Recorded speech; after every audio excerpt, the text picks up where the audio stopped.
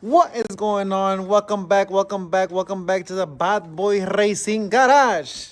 I know, guys. I know it's been a while that I haven't posted anything. I haven't made any videos, but it's because I've been really working hard on the car. It's been extremely cold, and I just don't have anybody to record me. And sometimes, when you get in, I know you car guys know, when you get in the groove and you start working, you forget about the camera and just continue on. With that being said, I did start the car before the year ended, guys.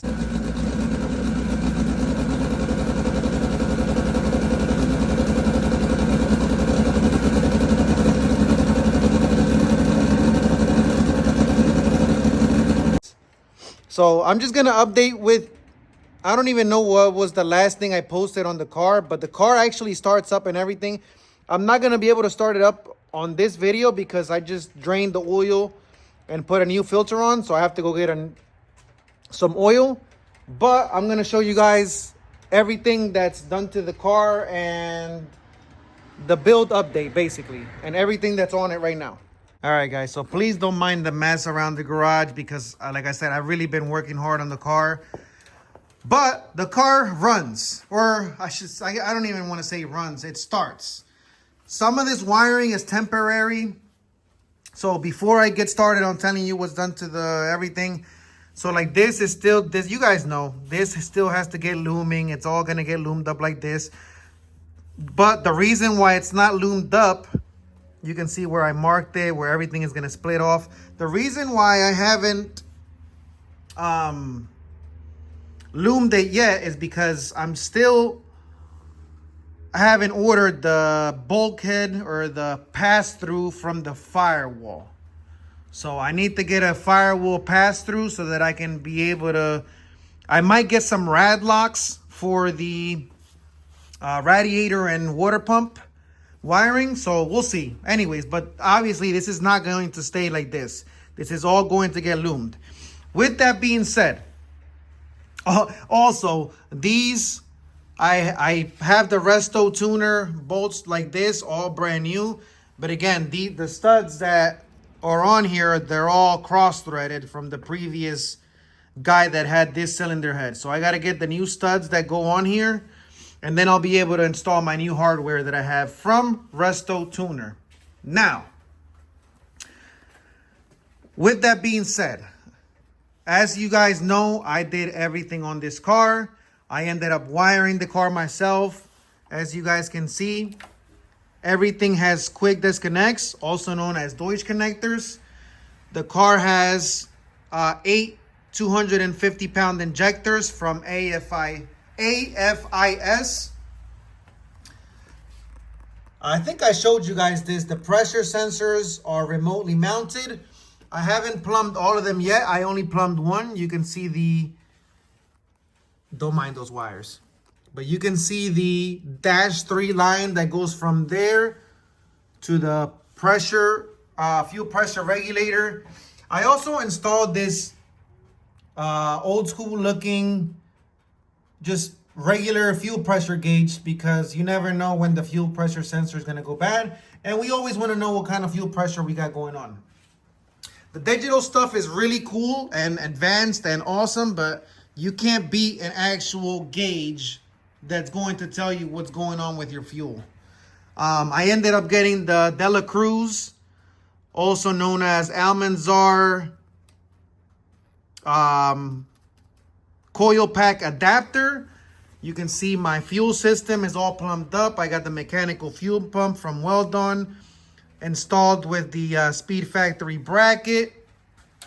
This I ended up changing. I had this with a 45 right here, which would go over right here, but it ended up giving me problems, so I just put a 90, and I think it looks much cleaner. What do you guys think? So, and also the manifold, I don't think I updated you guys on it, but I ended up getting the Gato intake manifold anodized. So that's not powder coated, that's actually anodizing. Anodizing is the same thing that's on these fittings, that's on all these fittings, on this pump. on this plate. Everything that's basically, it's, I don't, you guys can look up what anodizing is. So yeah, like I said, I wired the car. I made this coil pack harness. I love how it came out with the ground right there.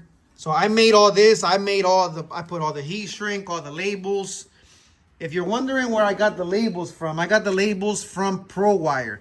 Anything and everything wire related or wiring related, I got from ProWire.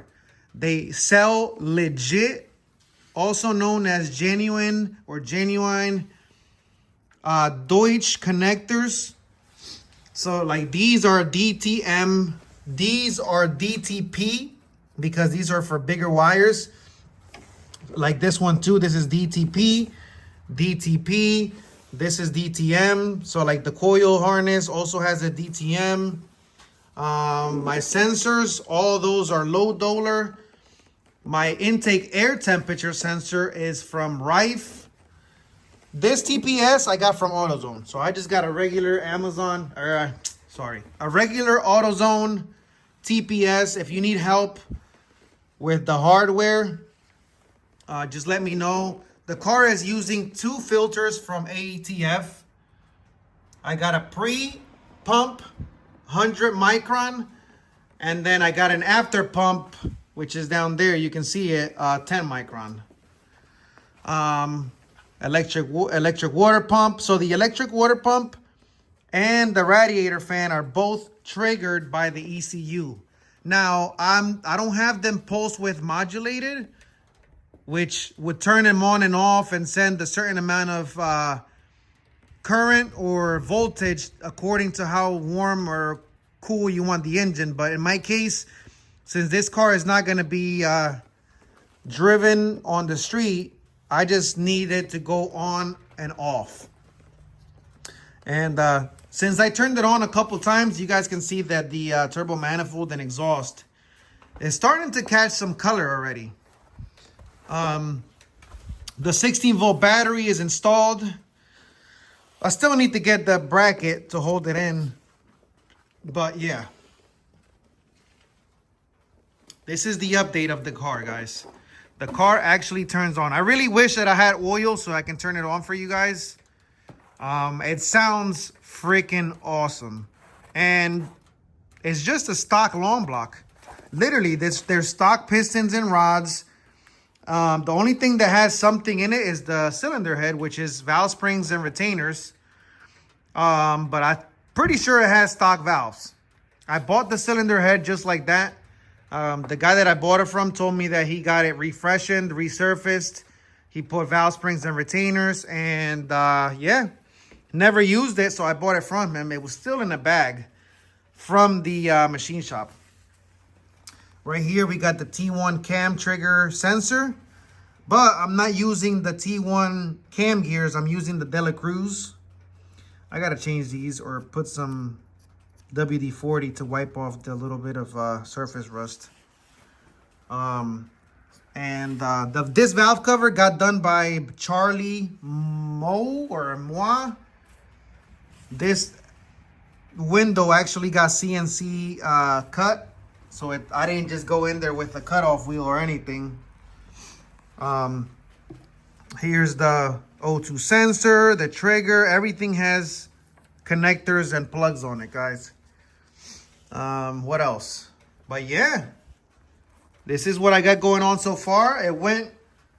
It might not look like a lot got done, but it actually turns on now. Like everything is hooked up, everything turns on, the radiator works, electric water pump works. The car even idles, so on those gigantic injectors, because it has 8 injectors. So maybe within the next few videos, I'll get some oil. Oh, and I got to replace the flywheel because that flywheel got messed up. Don't ask me how, but yeah, it got messed up. So yeah, that's the current update of the car. Like I said, it actually turns on. And fuel, everything worked out great. I turned it on 93. My feed side is dash 12. So all of this is dash 12. And then from here, the return system, these two lines are dash 10. So dash 12 feed, dash 10 return.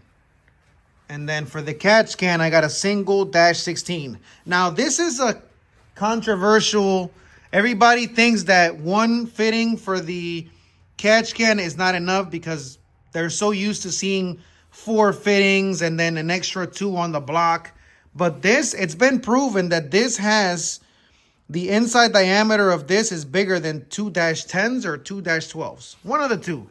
But trust me, guys, it's enough. A lot of sport front-wheel drive guys, they all went from having a bunch of fittings all over the engine base to having just one. Either in the middle or over here or over here. It's just simpler and it works. So, yeah. I figured I would make this video to update you guys of what's going on with the car, because I know a lot of people ask me all the time, when are you going to make a YouTube video? So here it is. Just updating you guys. There's a bunch of little details that still have to get finished. Like I said, like the starter solenoid wire, you can see it right there. It needs a nice loom. This, but as it sits, the car turns on, guys.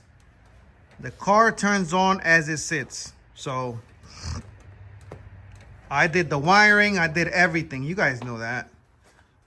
I think out of everything that's done in this engine bay, even the engine that I built myself, what makes me the most proud is the wiring, because that's one of those things that I've always been scared of doing. I've always been scared of wires because of so many horror stories, but I studied and studied and studied and practiced, and I got it done. And the car fired right up the first time. My tuner, Pito Tuning, he tested the injectors, tested all the coils, everything worked out, all the sensors were reading, everything was perfect. So this was just a quick video to show you guys what's going on with the car. Now that it's 2025, the car starts, we're going to start working on the suspension. So please stay tuned for that. Please subscribe. I'm going to try to stay up to date on YouTube. Hopefully we catch some warm weather soon, because it's been brutal over here. I've been having to work basically inside the garage, and I don't have the greatest lighting. Today isn't so bad outside, so that's why I could open the garage. And I decided to dust off the car, so I was like, you know what, let me make a quick video for YouTube, see what those guys they got going on over there. So yeah, so that's gonna be it for this video, guys. Thank you guys for watching. Please subscribe, comment, let me know what you guys think of how the car looks so far. Please don't judge. This worries me so much. That little red wire worries me so much. People don't even care, but that worries me. Even though I'm going to loom it, but I just don't like seeing it in the video. It just throws the whole thing off. But see you guys on the next one.